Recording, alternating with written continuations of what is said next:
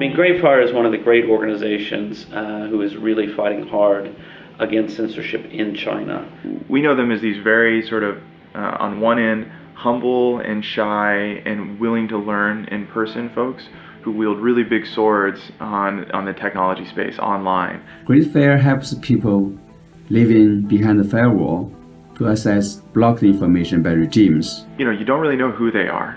5 guys, I think, but I'm not even sure they're all guys. I have no idea. We know that the work they're doing is within places where you know, they wouldn't be able to go home if their names were associated with receiving funding from the West. But it really is just a small group of people who've come together to really do something important. GreatFire is one of many tools that have allowed what was before a few hundreds of thousands to tens of thousands people to get through the Great Firewall unfiltered, to now hundreds of millions to billions of people that are now able to get through it just in the last 4 or 5 years. There is a wall between the contents and the people who want to access the information, and we don't have the ability to break the wall. GreatFire does. They figured out a clever way to say, hey New York Times, or hey BBC, or hey Reuters, or hey Reporters Without Borders websites, you're being blocked in China because you're just using your domain.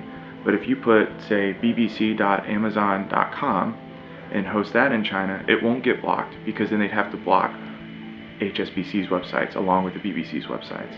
And they figured out how to make it a really easy to use service so that you or I could deploy this in a way that others couldn't because of its technological difficulties. When people think about whether or not to support GreatFire, one of the things to remember is this isn't a huge organization with a large amount of funding.